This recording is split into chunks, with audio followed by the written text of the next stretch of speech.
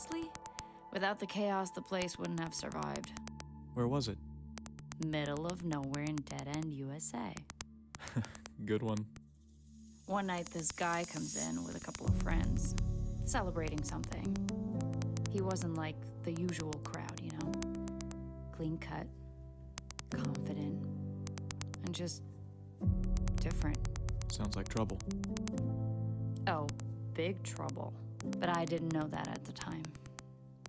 He left me a big tip and disappeared.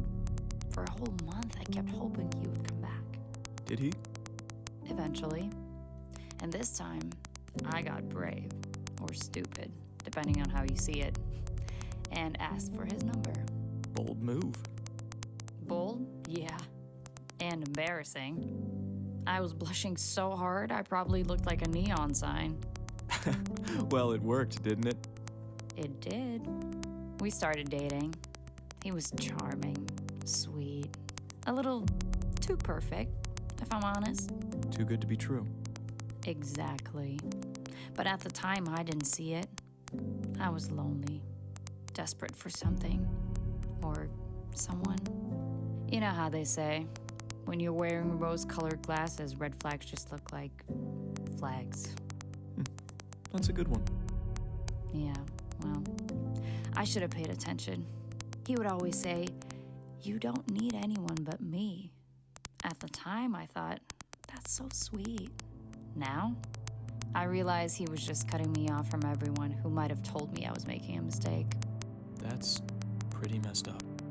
He always knew just what to say to make me feel special. But there were little moments when I wondered if he was just saying what I wanted to hear.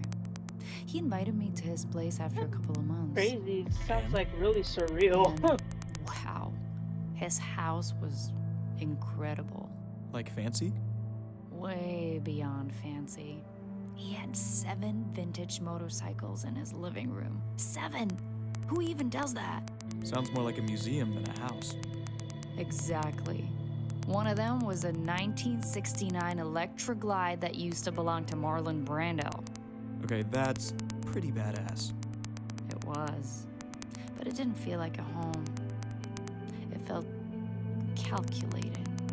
Like everything about him. So when did things go south? Not right away. He asked me to join him and some friends for a job. Let me guess. Something illegal. He wanted me to help them rob a jewelry store. And you said no.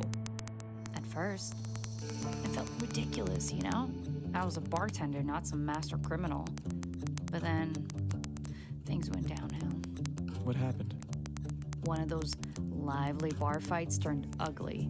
A guy ended up in the hospital, and the bar got shut down. It wasn't even my fault, but I lost my job. That's rough. Yeah. I tried to find work, but in a town like this, not much out there for someone like me.